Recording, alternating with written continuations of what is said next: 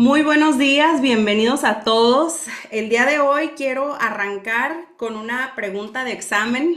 No se crean, no es de examen, pero sí es una pregunta, una encuesta, digámoslo así. Así que les voy a pedir que me apoyen participando en el chat, porque quiero empezar preguntándoles qué es lo que creen que es lo primero o lo más importante que a Dios le interesa de nosotros hacia con Él. A ver qué es lo que se les viene a la mente, qué es lo que a Dios más le importa de mí hacia Él. Este, ¿Qué se les ocurre? Y no es de examen, ¿eh? Para que no se preocupen. Dice Diana, relación. Eh, es correcto. Tener una relación con Él, que Él sea el primero en nuestras vidas, es correcto. Tenemos un Dios que es Padre, que es relacional, que se quiere vincular con nosotros. Dice acá nuestra salvación, así es. Y creo que lo dejó muy claro a través del el acto de Jesucristo en esa cruz. Amor por Él y obediencia, así es. Dios quiere que le amemos y que le obedezcamos. Nuestra relación con Él más cercana, es correcto. Estar siempre con Él, así es. Comunión diaria, tener un corazón dispuesto, que lo escuchemos, tener una relación con Él y seguirlo y obedecer. Amén. Tenerlo como Salvador y que nuestra fe la tengamos siempre y ser fiel a Él, es correcto. Abrir nuestro corazón hacia Él y al prójimo, así es. Eso lo vino a establecer o a aclarar Jesús, ¿verdad? Que no solamente era con Él, sino también con el prójimo, relación. Miren, la realidad es que todas las respuestas que han dado son correctas y no es que haya una respuesta mala, para que no se me preocupen. Ahora sí que en el examen todos pasaron la prueba y en realidad todas son ciertas y de lo que hoy te quiero hablar es de algo que a Dios le interesa, que yo me atrevo a decir que es lo primero que busca, porque no es que sea lo más importante, pero tal vez es por causa de esto que todo lo demás se deriva, todo lo demás empieza a ser posible en nuestras vidas. Todo esto que dijeron que es correcto, viene, creo yo, como producto de esto de lo que hoy te voy a hablar. Y he decidido titular a este tema nada más y nada menos que Yadá. Porque algo que me hablaba el Espíritu Santo, que a Dios le interesa, que para Dios es sumamente importante y lo vemos plasmado a lo largo de la escritura, es que le conozcamos. Y te decía que todas las respuestas que dieron aquí son correctas. A Dios le interesa que lo amemos, a Dios le importa que le obedezcamos, que tengamos una relación con Él, evidentemente nuestra salvación. Sin embargo, el que nosotros le conozcamos es lo que eventualmente nos va a llevar a que le obedezcamos. Porque a veces creemos que la obediencia en este vínculo con Dios, la obediencia es causa. En otras palabras, que nosotros le obedezcamos es el requisito para que Él empiece a obrar en nuestras vidas. Y en realidad la obediencia no es causa, es efecto. La obediencia de nuestra parte es el efecto de conocerle, de tener una manifestación de Él sobre nuestras vidas. Dice la palabra de Dios, si recuerdan en el Nuevo Testamento, que nosotros le amamos a Él porque Él nos amó primero. O sea, al final del día, el que nosotros le amemos, el que tengamos una relación con Él, el que tengamos la salvación a través de la obra redentora de su Hijo Jesucristo, son todas estas consecuencias de algo, ¿de qué? De que le conozcamos. de que empecemos a conocerle. ¿Y por qué titulé Yada? Porque la realidad es que la palabra en español conocimiento, podemos resumirla o podemos traducirla o no, no es traducirla. Podemos limitarla a un conocimiento intelectual, cognitivo, teórico o teológico en este contexto en el que estamos aquí reunidos, donde buscamos profundizar más en la palabra de Dios. Pero realmente en el Antiguo Testamento, cuando tú ves que aparece la palabra conocimiento o sus derivados, en el original hebreo, la palabra conocimiento se traduce como yadá. Y en esta palabra yadá encierra algo mucho más profundo o tiene implicaciones mucho más amplias que exclusivamente el conocimiento intelectual. En realidad significa un conocimiento también experiencial, es decir, que experimentemos un conocimiento, el conocimiento desde este término yadá implica algo relacional, implica algo íntimo, algo profundo. Y tan es así que tú vas a encontrar que se utiliza la palabra conocimiento para referirse al vínculo entre el hombre y Dios, pero también vas a ver que aparece como el acto sexual entre hombre y mujer. Seguramente lo has visto cuando dice, y Adán conoció a Eva, se refiere a que tuvo relaciones. ¿Y por qué utilizaría la misma palabra para una cosa y para otra que pudiera aparentemente ser tan distinto? Porque en realidad en el acto sexual, ¿qué ocurre? Que se fusionan dos personas y se convierten en una sola. Y cuando Dios nos llama a conocerle, básicamente eso es lo que está esperando de nosotros, o ese es el deseo de Dios, que nosotros nos fusionemos con Él y nos hagamos uno con Dios. Que le conozcamos no nada más en el sentido de yo conozco a Dios, yo creo en Dios, sino que realmente podamos hacernos uno con Él. Y hablando en este sentido, yo hoy te voy a hablar de 3 razones por las cuales es profundamente importante que nosotros le conozcamos. Y no nada más 3 razones, sino podría decir como 3 capas de los conocimientos o de los tipos de conocimiento de Dios a los que podemos ir accediendo. Y digo capas por dar a entender que es ir hacia adentro, profundizar más en el conocimiento de Dios. Y precisamente estas 3 razones de importancia también tienen que ver con peligros que hay sobre nuestra vida por causa de no conocer a Dios. Y me voy a ir sobre la primer capa que se encuentra en el libro de Oseas, y posiblemente ya me han escuchado hacer referencia a este verso. Viene en el capítulo 4, es el versículo 6. Dice, mi pueblo fue destruido porque le faltó conocimiento. Por cuanto desechaste el conocimiento, yo te echaré del sacerdocio. Y porque olvidaste la ley de tu Dios, también yo me olvidaré de tus hijos.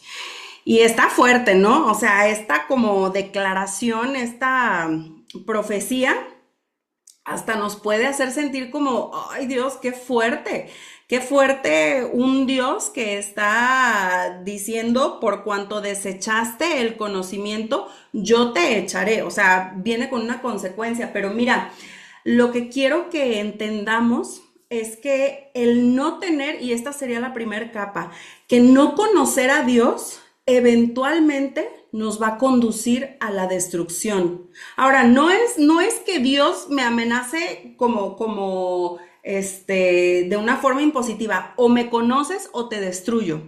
Es que en realidad la naturaleza del hombre es autodestructiva. O sea, hay algo en nuestra naturaleza que nos termina conduciendo a la destrucción. Y nuestro salvavidas, ahora sí que nuestro seguro de vida literal es el conocer a Dios. Y yo quiero hacer una distinción porque conocer o creer en Dios no necesariamente es conocer a Dios. Y es más, yo tengo una teoría bastante osada, si me lo permiten, que muchos de los que se autoproclaman ateos en realidad no es que no crean en la existencia de Dios. Y escúchame esto, porque de verdad, entre más yo tengo la oportunidad de compartir con personas que se dicen ateas, yo empiezo a ver por ahí muestras y señales que no es necesariamente gente que no crea que Dios existe. Es gente que en su vida fue marcada por un evento o una serie de eventos donde experimentó un profundo dolor y lo que pasó en su corazón y en su mente es que frente a esa situación, ese evento, esperaban una respuesta de parte de Dios que no ocurrió y que les llevó a concluir en la siguiente expresión: si Dios existiera, ¿por qué no intervino en esta situación? No sé si me doy a entender. Alguien que vivió algo tan fuerte que dice, si Dios existiera, hubiera evitado que me ocurriera esto, hubiera evitado que pasara esto. Incluso lo oyes, si Dios existe, ¿por qué permite que haya tanta injusticia en el mundo? Si Dios existe, ¿por qué permite que haya tantos niños violentados? Y mira que esa es una pregunta que a mí a veces me azota fuertemente como, Señor, ¿por qué permites que ocurran esas cosas en el mundo? Pero, a ver, ojo, que entonces estamos hablando no de alguien que no cree que exista Dios, sino alguien que rechaza la existencia de Dios porque la deducción o la conclusión que hizo su autoconocimiento, no autoconocimiento, su propio conocimiento de Dios, le disgustó a tal punto que rechaza la existencia de Dios. Espero estarme dando a entender.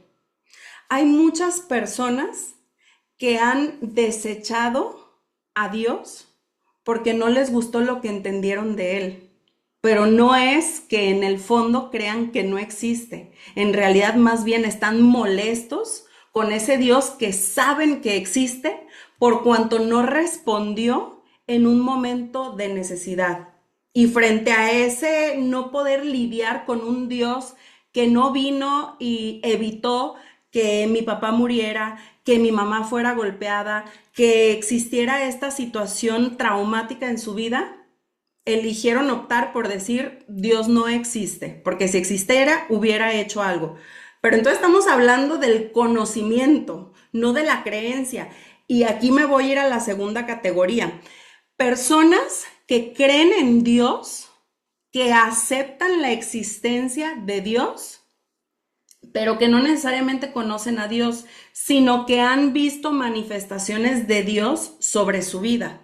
Son estas personas que dicen, yo sé que Dios existe porque yo vi su mano intervenir en algo dentro de mi vida, un milagro, porque Dios nos libró de la muerte, porque yo vi cómo Dios nos rescató de tal o cual situación. Y entonces son personas que creen en Dios, que han sido receptoras de milagros de parte de Dios, que han podido presenciar, atestiguar manifestaciones de la mano de Dios, pero no necesariamente esto significa que conozcan a Dios. El que yo crea en Dios no es igual a que yo conozca a Dios desde este sentido profundo que nos habla la palabra de Dios en el hebreo, que es el tener un conocimiento íntimo y profundo.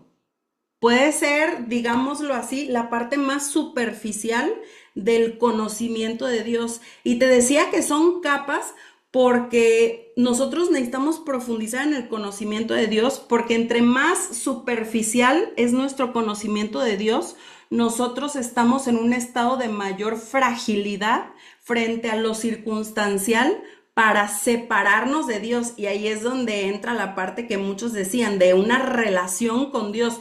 Nuestra relación por causa de nuestra humanidad es tan frágil o está proporcionalmente ligada a Dios en la medida que nosotros le conozcamos a Él. Por eso nosotros necesitamos entender que es importante que profundicemos en nuestro conocimiento en Dios para estar verdaderamente arraigados y cimentados en esa relación con Dios. Y aquí es donde voy a entrar a la segunda capa. Dijimos que lo primero que Dios nos advierte es que viene destrucción por falta de conocimiento, que nosotros podemos desechar el conocimiento y entonces caer o terminar en destrucción. Pero la siguiente capa es ese conocimiento esa capacidad de conocer a Dios, perdón, ese conocimiento de Dios que nos va a capacitar para conocernos a nosotros mismos y conocer lo que Dios hace. Y me voy a ir para este punto a una parábola que aparece en el Nuevo Testamento. Es una parábola de la que habla Jesús, que recordemos que en las parábolas fue el método de enseñanza predilecto de Jesús, donde a través de esa parábola establecía un principio del reino de Dios. Es decir, le explicaba a las personas cómo opera el reino de los cielos a través de estas parábolas. Y de la parábola que te voy a hablar es la de los talentos, que posiblemente ya la has escuchado y que tiene mucha profundidad esta parábola y se puede utilizar para instruir y para enseñar muchas situaciones distintas, pero ojo. Algo que el Espíritu Santo me mostraba a través de esta parábola es precisamente la importancia del conocimiento de Dios. Y no quise poner toda la parábola porque quedaría muy largo el texto, entonces simplemente como para refrescar la memoria, empieza esta parábola hablando de que el reino de los cielos es como cuando un hombre viene y a sus siervos, a tres siervos, les entrega sus bienes y dice que les entrega de acuerdo a su capacidad, que esto podría dar para otra enseñanza, pero no me voy a ir por ese lado. Dice que a uno de sus siervos le entrega 5 talentos, a otro le entrega 2 y a otro le entrega 1. Y entonces la parábola dice que el que recibe 5 los multiplica y produce otros 5, que el que recibe 2 los multiplica y produce otros 2, y que el que recibe 1 cava en la tierra y lo entierra. Y entonces ahora sí me voy a ir a la escritura. Esta parábola aparece en el libro de Mateo capítulo 25, a partir del 14, pero yo te voy a leer ya a partir del 19, que es cuando regresa el Señor y dice: después de mucho tiempo vino el Señor de aquellos siervos y arregló cuentas con ellos. Y llegando el que había recibido 5 talentos, trajo otros 5 talentos diciendo: Señor, 5 talentos me entregaste, aquí tienes, he ganado otros 5 talentos sobre ellos.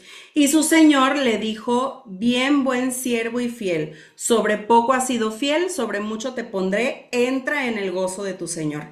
Llegando también el que había recibido 2 talentos, dijo: Señor, 2 talentos me entregaste, aquí tienes, he ganado otros 2 talentos sobre ellos.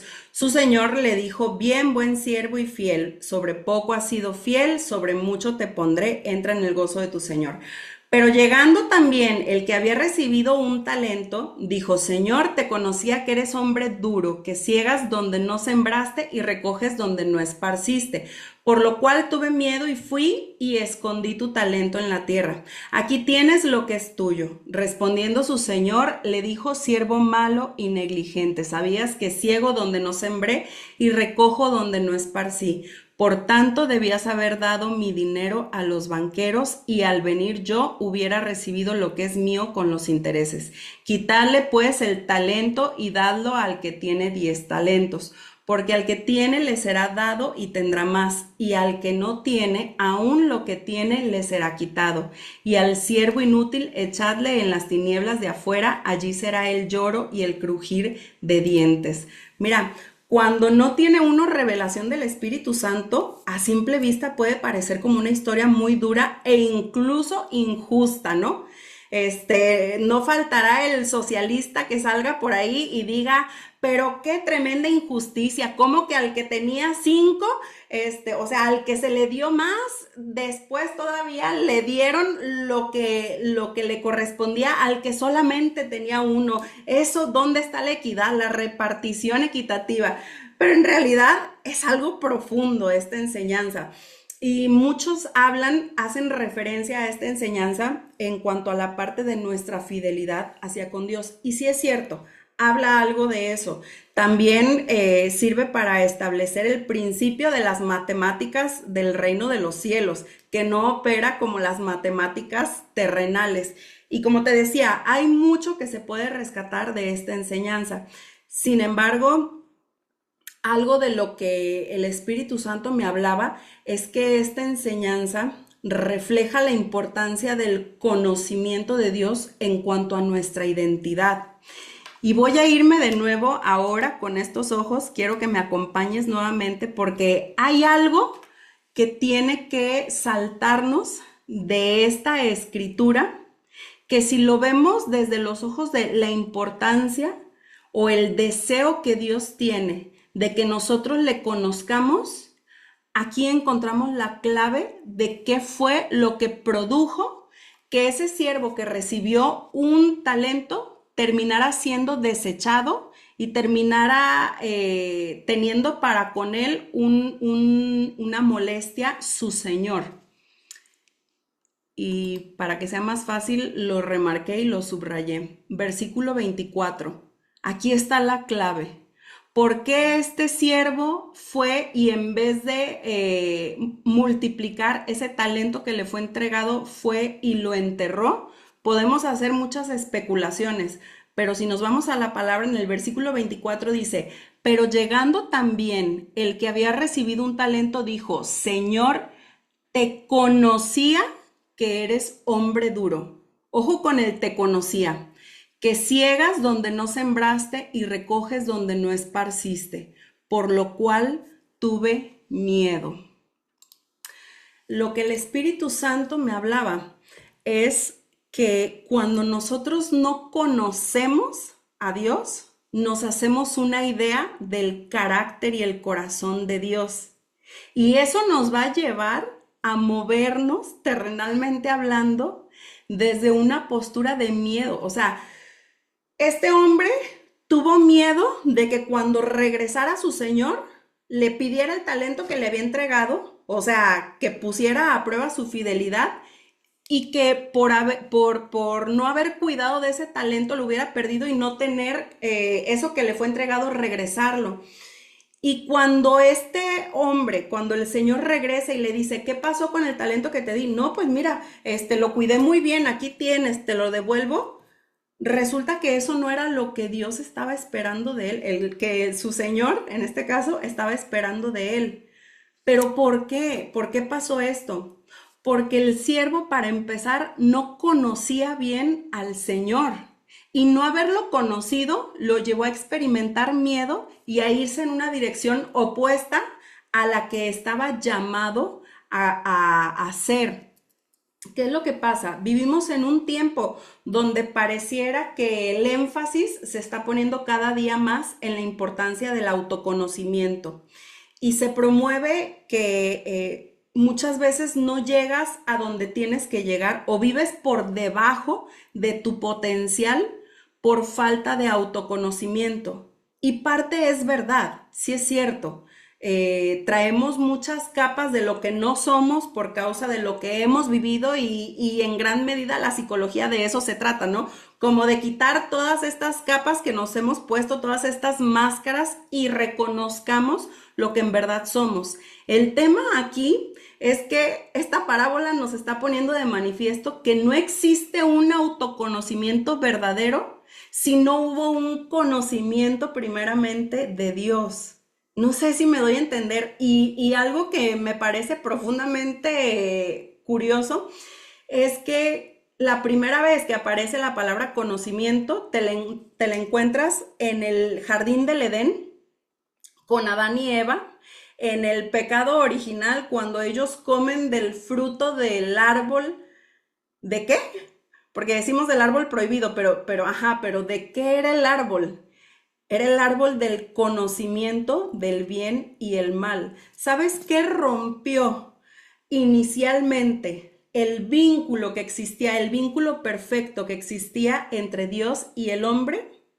El hecho de que el hombre buscara el conocimiento de manera independiente de Dios, o sea, fuera de Dios. Eso distorsionó todo el resto de la historia de la humanidad.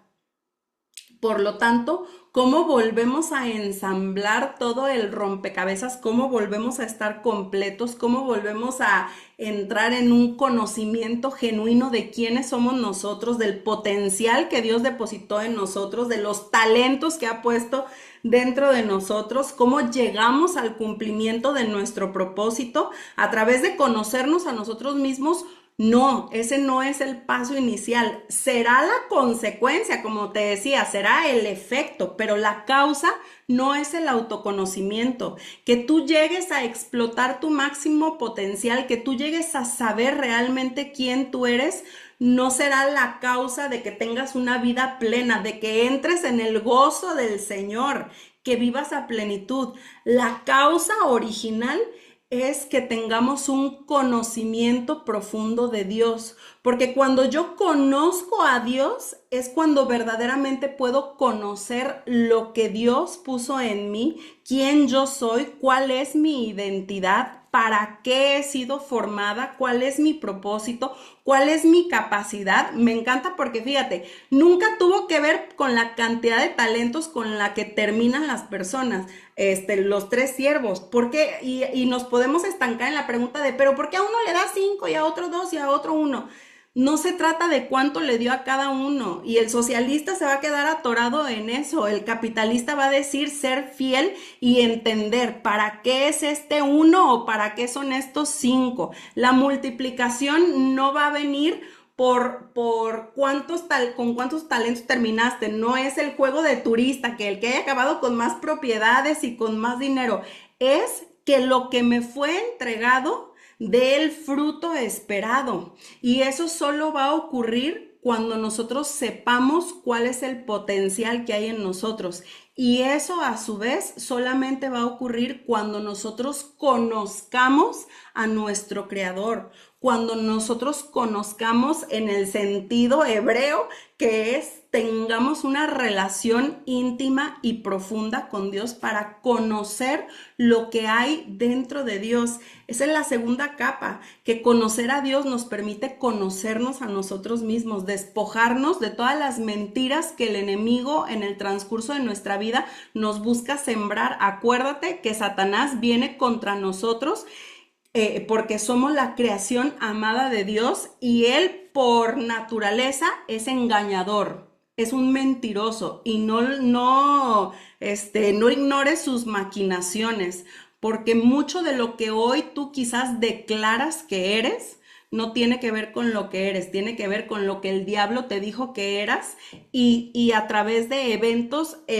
digamos que reforzó ese pensamiento y se convirtió en una creencia. ¿Cómo te despojas de eso? Trabajando en ti en parte, pero no totalmente. Es trabajando en conocer y profundizar más en la relación con Dios. Y eso me va a llevar a la tercera y más profunda capa de este conocimiento de Dios. Y antes de entrar a esto, yo quiero hacerte otra pregunta, y que me contestes en el chat, por favor. Ya estamos viendo qué es lo más importante, qué es lo primordial que Dios espera o que Dios busca de nosotros hacia Él. Ahora yo te pregunto, ¿qué es lo primordial que nosotros buscamos de Dios hacia con nosotros? ¿Qué dirían, qué se les ocurre que sea lo que nosotros más estamos buscando de Dios para con nosotros? Los leo.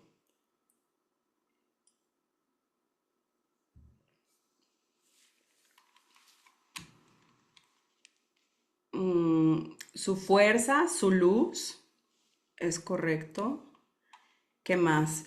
Conciencia a los sentidos de Dios, su amor, misericordia, paz, su voluntad y propósito en nuestras vidas, sabiduría, amor, protección, su misericordia y dirección, salvación y vida eterna, arrepentimiento de pecados, comunión, su actitud hacia Él, el propósito de Él en nuestra vida, su voluntad y misericordia. Miren, a mí me encanta sabiduría y perdón. A mí me encanta y no sé si acompañamiento, su protección. Les voy a decir, la vida eterna. Todas ellas, yo sí creo que son cosas que nosotros buscamos de Dios hacia con nosotros. Pero si somos brutalmente honestos, en lo más real y primitivo de nuestro ser, hay algo que estamos esperando de Dios. Y es que nos evite el sufrimiento, que nos evite las injusticias. Y a lo mejor tú puedes decir, no, Azul, no, yo no soy tan egoísta por decirlo de alguna manera, ¿no? Mi vínculo, mi relación con Dios es más desinteresado. No busco lo mío propio, yo busco un vínculo donde lo más importante es Dios, en esta relación. Él es el protagonista, yo soy actor o actriz secundaria y está muy bien que abracemos ese ideal de la relación con Dios. Pero yo quiero invitarte a que aterricemos al día a día, a la realidad, a nuestro contexto cotidiano. Yo todos los días entro a esta habitación y empiezo a orar al Señor. Le doy gracias por todo lo que ha hecho en mi vida. Le doy gracias porque ha hecho mucho más de lo que yo merecía. O sea, en un acto de humildad reconozco que lo que tengo es por gracia, no por mis obras, no por merecimiento. Y de alguna manera siento que empiezo a elevarme espiritualmente hablando, ¿no? O sea, lo pongo a Él, lo entrono a Él en el lugar que le corresponde y yo me humillo frente a Él. Pero después yo hago una oración por mis hijas y yo encomiendo mi matrimonio en la presencia de Dios. Y yo le pido, evidentemente, ya hay de aquel que no se atreva, yo le pido que me bendiga, yo le pido que me prospere, yo le pido que me haga sabia, yo le pido que me use como un instrumento en sus manos y toda esta serie de peticiones que son parte del diseño nuestro y de lo que es correcto, que Dios busca tener en este vínculo. Pero la realidad es que cuando yo le pido por mis hijas, es porque en la medida de lo posible yo quisiera que no pasaran por dolor. Y hasta yo digo, analícese el padre que diga, no, que mi hijo pase por el fuego, por el horno. O sea, de alguna manera decimos, sí, seremos probados. Pero si yo me confieso aquí delante de ustedes, yo quisiera que mis hijas no padecieran. Yo quisiera que mis hijas nunca sufrieran. Es más, desde que yo estaba embarazada, yo empecé y supe que iba a tener niña, yo empecé a orar por el hombre que va a ser su esposo un día. Yo empecé a pedirle a Dios que desde ya lo esté formando, que esté formando su corazón, su carácter, que sea un hombre que le ame, que sea un hombre que sea fiel a los principios de Dios. ¿Por qué tú crees que yo estoy orando por eso? Sí, porque yo quiero que un día mi hija alcance el propósito que Dios tiene para ella. Pero si nos vamos a la parte almática mía, también quiero un buen hombre para que mi hija no padezca, para que mi hija no sufra. Y hay algo dentro del sufrimiento que tarde o temprano termina poniendo de manifiesto esta realidad, de que de alguna manera en esta búsqueda y en este vínculo y en este relacionarnos con Dios, estamos secretamente buscando no pasar por dolor, no pasar por sufrimiento. Y es a donde quiero llegar con este tercer punto, porque hay una historia en la Biblia de lo más extraña, de lo más misteriosa, de lo más profunda, pero al mismo tiempo desafiante a un conocimiento intelectual superfluo que nos desafía y que Dios me lo vino a traer porque aquí es donde se van a unir el deseo de Dios y el deseo nuestro. Lo que Dios desea de nosotros hacia Él y lo que nosotros deseamos de Dios hacia con nosotros. Aquí es donde se encuentran, aquí es donde se entrelazan, donde se hace un revoltijo y pido al Espíritu Santo que una de dos. O que hoy te sea manifestado y revelado algo nuevo de parte de Dios, o que después de esta enseñanza quedes tan hecho bolas, tan confundida, tan revuelta, que no te quede de otra más que correr a la presencia de Dios y decirle, necesito conocerte más porque me dejó bien confundido o bien confundida esta situación. Y esa historia la encontramos en el libro de Job. Y te digo que es una cosa bien misteriosa porque de entrada empieza el libro hablándonos de que tienen una conversación Satanás y Dios, donde Satanás anda paseándose por la tierra y entonces cuando llega con Dios, Dios le dice, ¿ya viste a mi hijo Job? Y casi casi como papá orgulloso presume de Job y dice como qué hijo el que tengo yo, ¿no? Y entonces Satanás le dice, pues sí, porque lo tienes cercado, porque no le falta nada, pero quítale los bienes, quítale las posesiones y verás si no, ese hijo de 10 y notas de estrellita en la frente, si no tropieza, si no falla. Y aquí viene una de las cosas rarísimas. Dios le dice, está bien, puedes meterte con sus cosas, nada más no toques su vida. Y yo no sé a ti, pero a mí algo me brota como que, a ver, ¿qué? Que Dios le da permiso a Satanás de que se meta en la vida de Job, pero ¿por qué? O sea, ¿cuál es la explicación? ¿Cuál es el motivo? ¿Qué pasó? Y te voy a decir algo, ¿eh? Yo por muchos años leía esa historia buscando la jiribilla, buscando la llavecita, una explicación de en qué momento Job abrió una puerta que dio autoridad a Satanás, porque mi cabeza no lograba concebir una historia, un momento en el que sin motivo, sin causa, Satanás tuviera permiso de tocar la vida de un ser humano. Porque volvemos a la pregunta inicial, ¿y dónde está Dios? ¿Por qué Dios permite? Y es una pregunta tan honesta, tan real, a la que todos en algún momento nos hemos enfrentado, todos los que hemos atravesado por un dolor, por una pérdida, por una situación desafiante, todos en algún momento nos hemos preguntado, ¿y por qué Dios lo permitió? Y entonces estamos aquí frente a la historia de un hombre que era un hombre fiel, que era un hombre íntegro, que tú si le buscas en la escritura no hay un lugar donde diga, bueno, pero tenía este detallito, bueno, pero desobedeció en esta área, por aquello de lo que decíamos, de lo que más le importa a Dios es nuestra obediencia. Bueno, pues desde este constructo que tenemos de la relación, del conocimiento que tenemos de Dios es, nuestra lógica es obediencia igual a bendición, obediencia igual a protección, o sea, obediencia igual a bienestar. Y si el bienestar se ve sacudido, si algo malo pasa en la vida de alguien, pero el factor obediencia estuvo ahí, decimos, ¿y por qué? O sea, ¿por qué si no desobedeció? ¿Por qué como quiera Dios permite que Satanás venga y lo sacuda? Y no solamente eso, porque primero trastoca sus bienes, tiene grandes pérdidas Job y y Job como quiera se mantiene fiel, se mantiene alabando y bendiciendo a Dios, incluso la esposa así como que dice, no hombre, ya a la fregada todo, ¿no?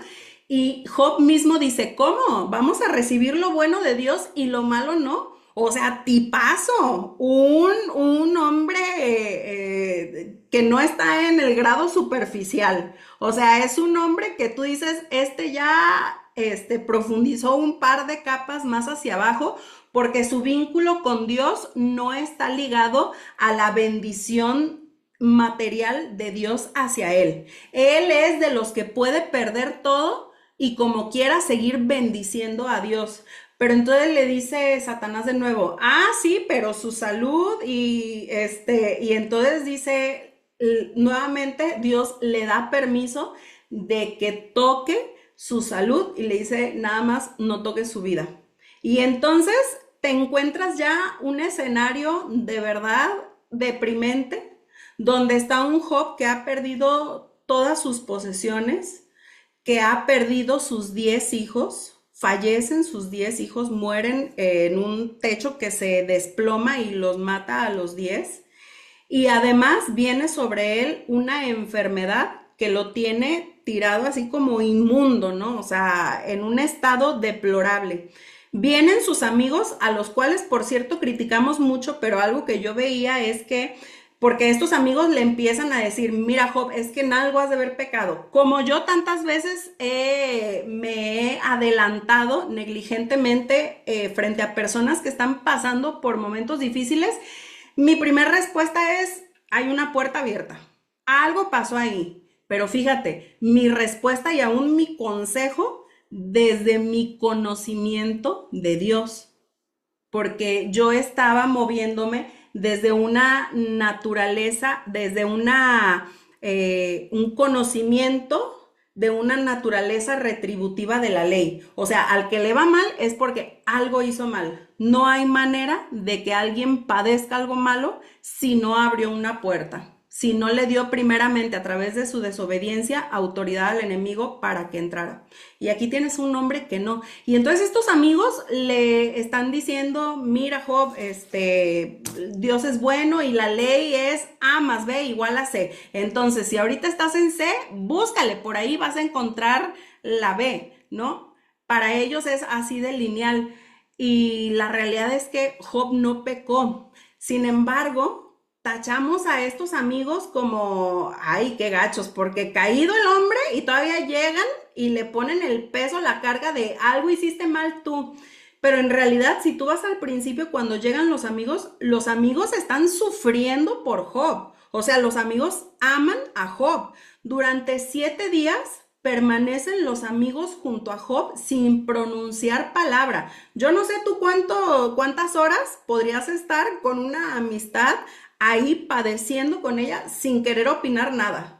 Porque no sé tú, pero yo soy rápida y ay, alabado sea el Señor que en la medida que vaya creciendo en conocimiento de Él, me ayude a ser una persona más prudente, más sabia, que de verdad pueda ser una representación del amor de Dios para con el doliente.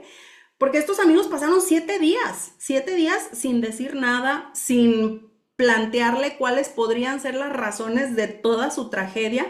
Y bueno, finalmente terminan abriendo la boca, ¿no? Pero quiero adelantarme a este momento en el que Job ya ha sido tan sacudido por lo que está viviendo, por la prueba que está atravesando, que termina diciendo, a ver, ¿qué onda, Dios? Ya, ¿por qué me está pasando esto? Y entonces llega el famosísimo, ¿por qué a mí?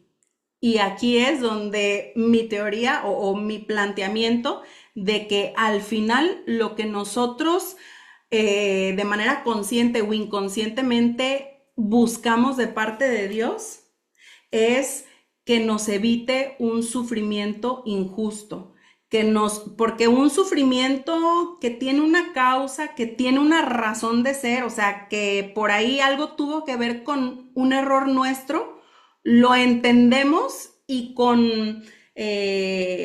o sea, lo recibimos, vaya.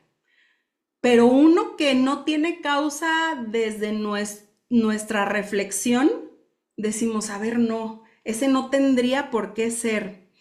Y entonces, ¿realmente en el trono de nuestro corazón está Dios o está en todo caso, estamos nosotros? Porque si no concebimos a un Dios que permita sufrimiento o injusticia dentro de nuestra vida, el trono no está ocupado por Dios. Ahora, por eso te decía, yo no sé si te voy a traer una revelación nueva a tu vida o te voy a dejar bien confundido. Lo que sí sé es que el Espíritu Santo es bueno para tomar el rompecabezas y armar y poner cada pieza en su lugar. Job es el único hombre en toda la escritura donde se invierten los papeles. Tú siempre vas a ver que es Dios acercándose al hombre, es Dios buscando al hombre. Desde el jardín del Edén, cuando pecan Eva y Adán, no es que Eva y Adán fueron a buscar a Dios, es que Dios viene al jardín y ellos, incluso dice la palabra, que se esconden y Dios es quien los busca. Y así a lo largo de la historia tú vas a ver una humanidad caída donde es Dios viniendo al encuentro del hombre aun cuando el hombre ha pecado. Y en este caso es el hombre buscando a Dios. Es el hombre alzando la voz y diciendo: ¿dónde estás, Dios? ¿Por qué me has abandonado? ¿Por qué estoy viviendo esto? ¿Qué está pasando? O sea, es un hombre en aflicción que está buscando a ese Dios al que él no le ha fallado. Y entonces está en este clamor y viene la segunda aparición de algo que no vas a ver en toda la Biblia más que en el libro de Job. Un Dios que se presenta y dice: heme aquí. Siempre es Dios buscando al hombre. Y si recuerdas a Samuel cuando está chiquito, y bueno, no chiquito, pues está joven, escucha la voz de Dios, pero cree que es su maestro hablándole. Y entonces va y le dice: maestro, dígame. Y el maestro: no, yo no te hablé, regrésate a dormir. Y se vuelve a acostar y escucha a Samuel y se vuelve a levantar y: dígame, maestro. No, Samuel, yo no te estoy hablando. Y le dice: ¿sabes qué? Es Dios el que te está hablando. Si te vuelve a hablar, o sea, si lo vuelves a escuchar, dile: heme aquí. O sea, esa palabra, esa expresión es bien significativa. Es o habla del hombre que está dispuesto para Dios.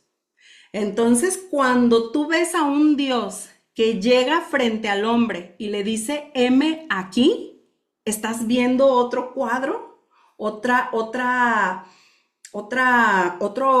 ay, ¿cómo puedo decir? Una nueva dimensión del conocimiento de Dios. Un Dios que llega a la presencia de un hombre que está clamando a él y le dice: heme aquí. Y entonces empieza Job a decirle: o sea, ¿qué onda? ¿Qué rollo? Y yo no te lo quiero spoilear.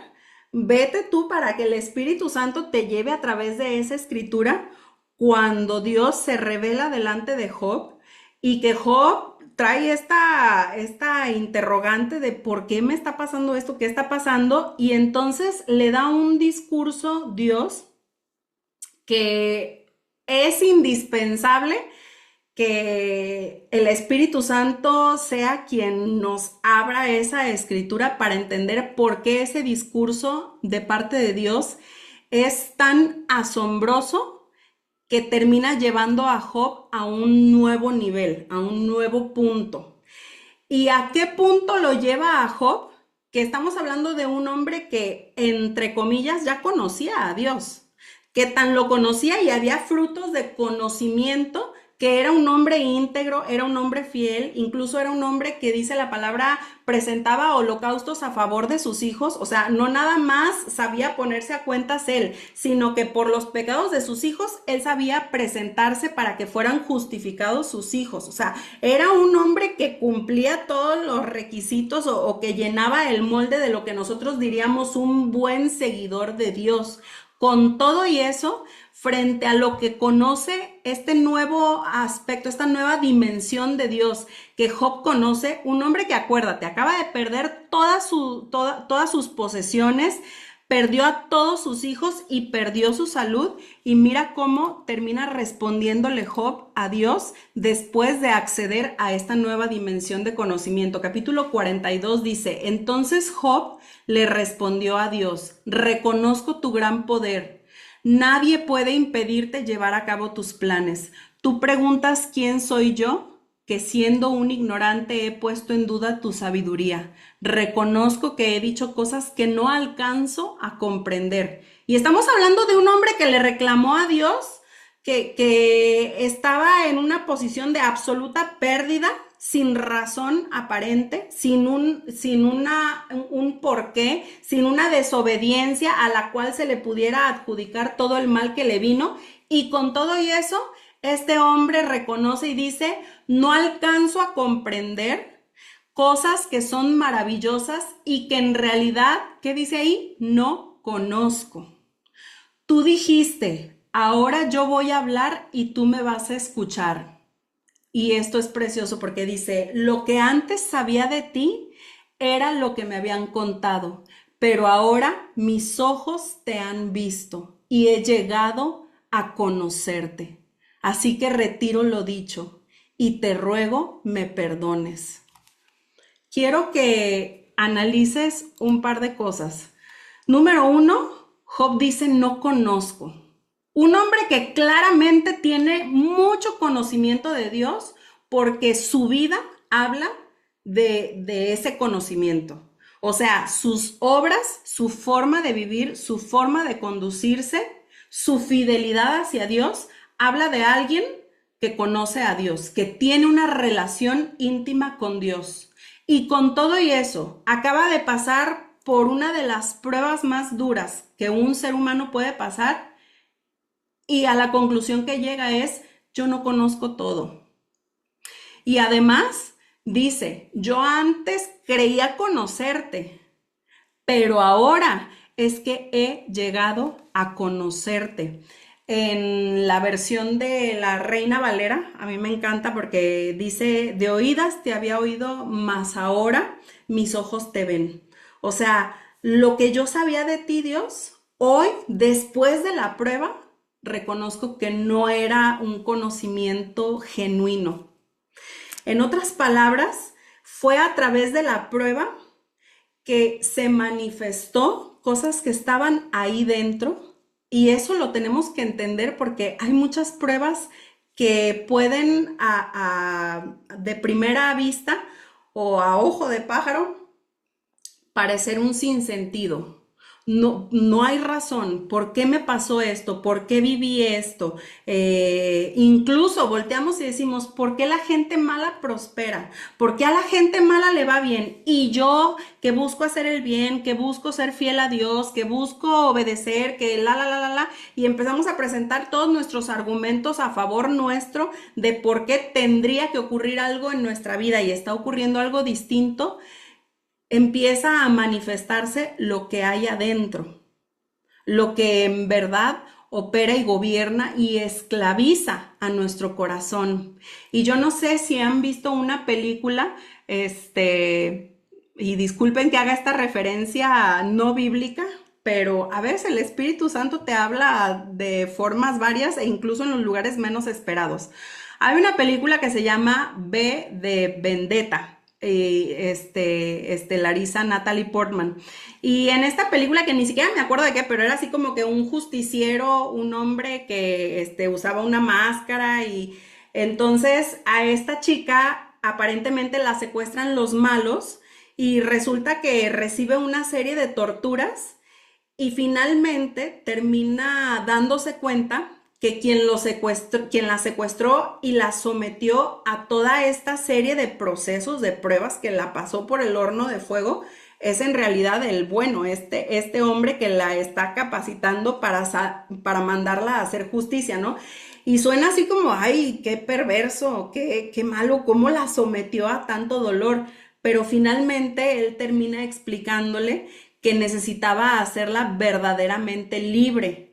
Y cuando yo leo esto y veo un hombre que es sometido a un proceso de profundo sufrimiento y sale de ese horno purificado diciendo, qué impresionante eres, Señor. Antes yo creía que te conocía, pero en realidad ahora es que te conozco. Ojo, para ese momento que él está haciendo estas declaraciones, Job no sabe lo que viene adelante, porque Dios lo termina restituyendo y aún le da una doble porción. O sea, lo vuelve a colocar no solamente donde estuvo en un principio, sino que lo deja con más posesiones y termina concluyendo que murió viejo y lleno de días, que en otras palabras es decir, en plenitud murió este hombre, pero tuvo que haber sido despojado de cosas que interferían en este conocimiento y en este vínculo profundo de Dios.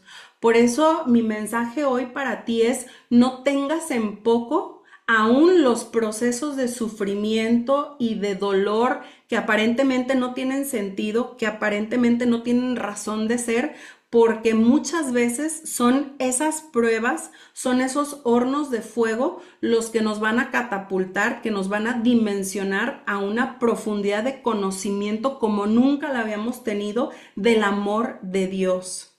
Nosotros estamos a la deriva cuando nuestro conocimiento de Dios es superficial, cuando creemos que la relación es yo le oro y él me bendice, yo le oro y él me respondo, yo le oro y él me rescata. Y el día que no pasa eso, dices, ¿dónde está ese vínculo que creías eterno y que yo enamoradísimo de Dios?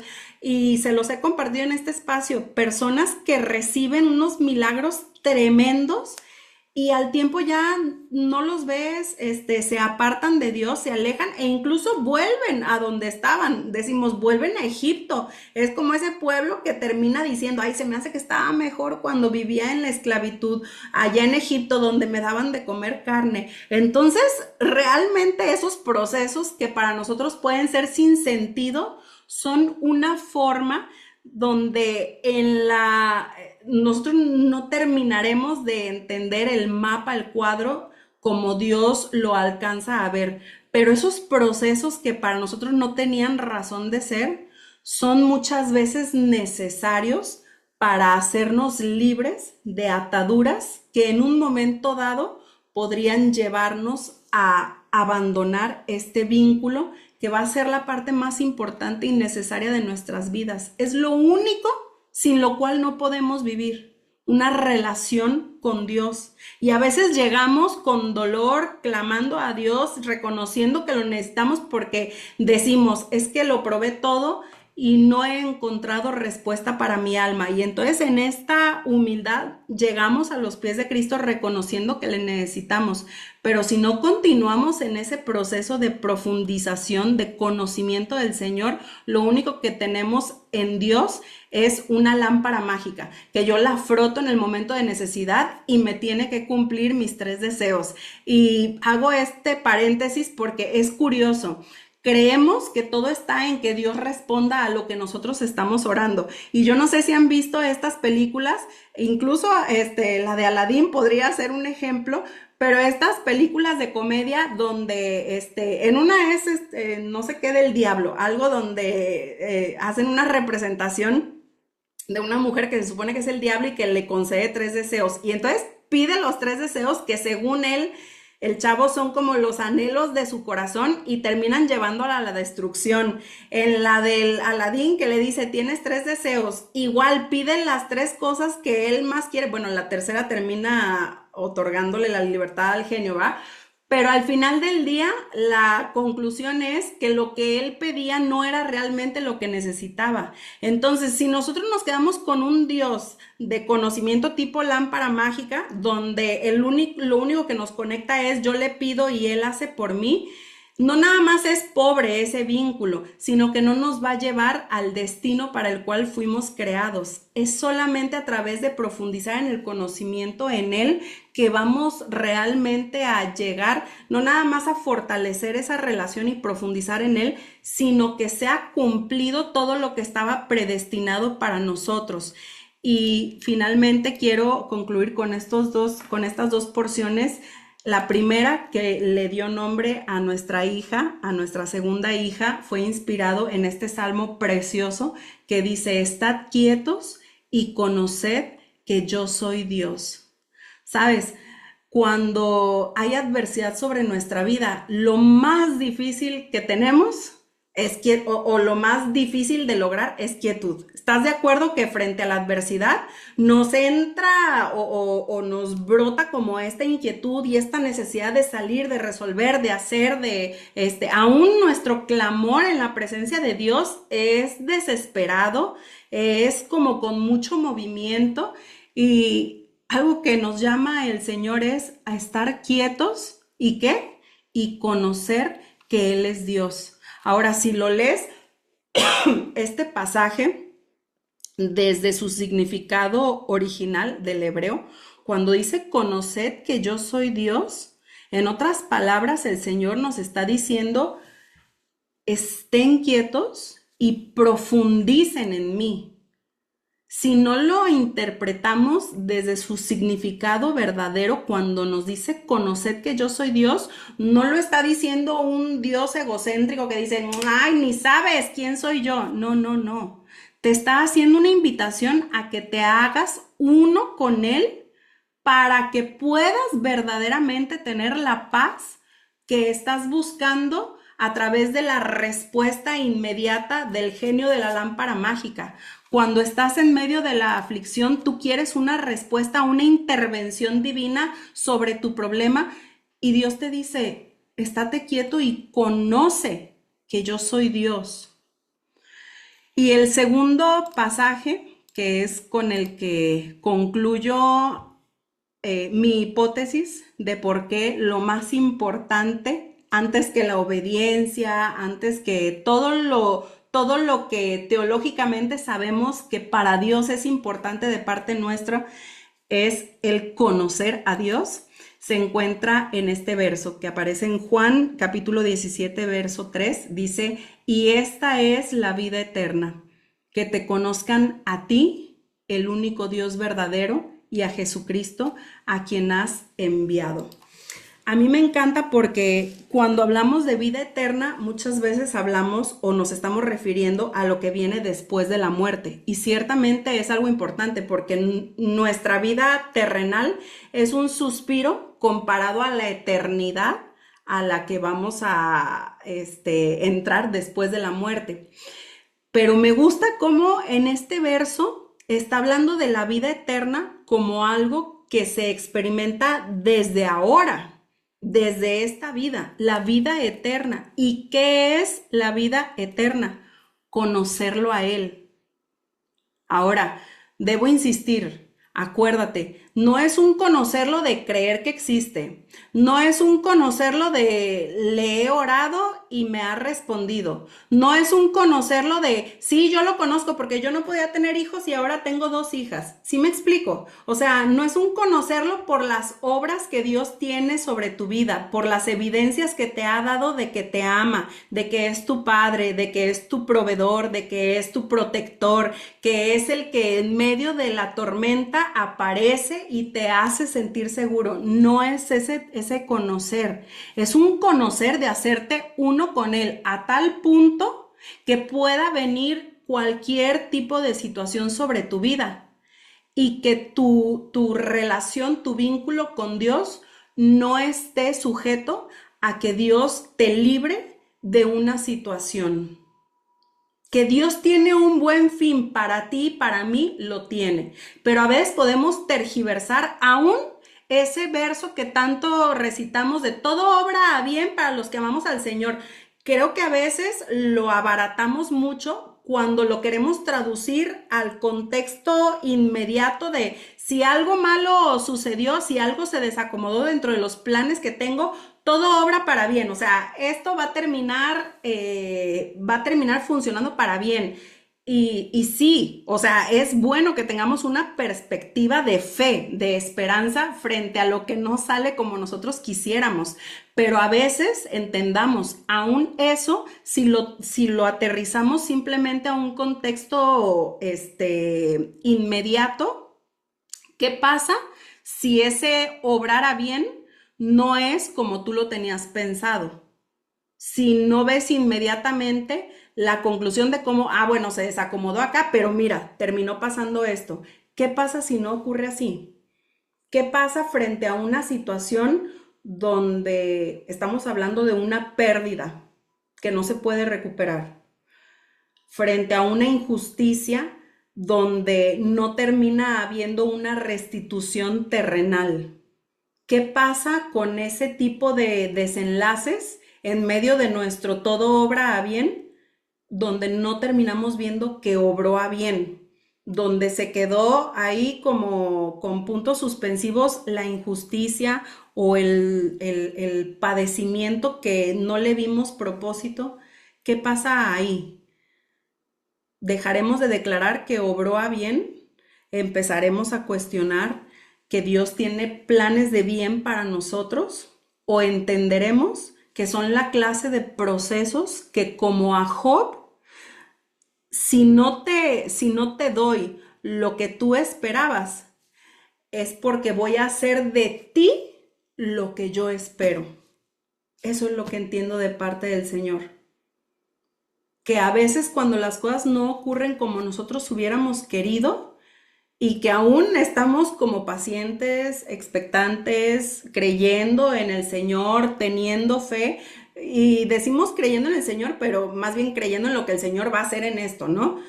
Si no ocurre ese desenlace, acuérdate, al final del día, si no ocurre el milagro que estás esperando, es porque el milagro eres tú, es lo que va a ocurrir en ti.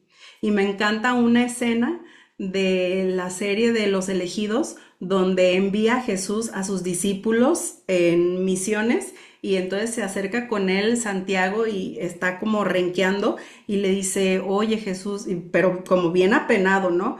Le dice, pues lo que pasa es que me estás mandando a orar por enfermos para que sanen, pero pues yo no estoy sano.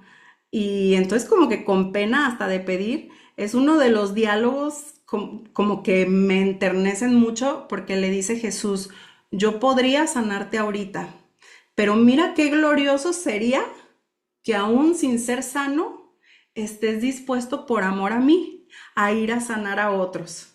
Que tú seas el conducto, que tú seas el intermediario que produce los milagros que yo estoy enviando que se hagan, aún teniendo el padecimiento tú. Mira cómo se va a glorificar el nombre de mi Padre. Y te digo que me conmueve mucho esa escena porque creo que pone de manifiesto esto de lo que hemos hablado hoy. Nuestro conocimiento tiene que ser mucho más profundo de quién Dios es, de cómo Dios obra, de qué manera Dios nos ama. No es a nuestra manera y no es que Dios tenga amor para nosotros. Él es el amor.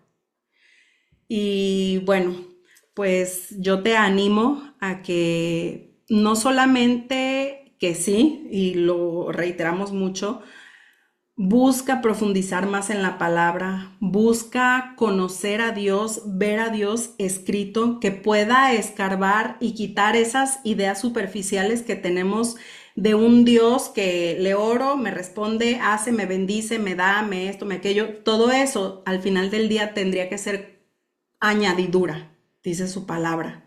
Pero nuestra vida eterna, lo verdaderamente valioso, lo verdaderamente eterno, es conocerle a Él a través de su Hijo Jesucristo. Así que, bendito Padre, yo te doy gracias, Señor, porque no tenemos en poco el día de hoy la importancia no nada más de ser receptores de tus milagros, de tus bendiciones, de tus manifestaciones, sino la necesidad que nuestra alma tiene de conocerte a ti, de cómo tú nos estás llamando a experimentar la vida eterna desde aquí, desde la tierra, a través del conocimiento tuyo, que es intimar contigo, profundizar en ti, tener una experiencia viva contigo, ser dirigidos por ti, Padre.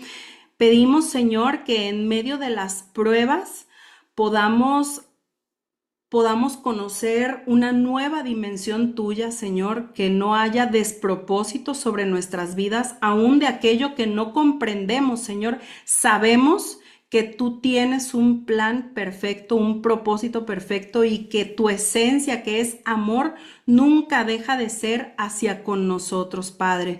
Pedimos que nos enseñes a estar quietos en medio de la adversidad y sostenernos sobre el conocimiento tuyo. Y aún, como dice tu palabra, que sea derribada toda fortaleza, toda altivez que se quiera levantar en contra de tu conocimiento, Padre, porque tú eres la vida eterna y tú quieres dimensionarnos a través del conocimiento en ti a tener una vida llena de propósito y de cumplimiento de todas tus promesas y todo aquello para lo cual nos has predestinado. Te pido que bendigas a cada uno de los que están hoy escuchando, Señor, y que te estés revelando y manifestando a sus vidas y los lleves a un nuevo nivel de conocimiento. Te lo pedimos en el poderoso nombre de Cristo Jesús. Amén y amén.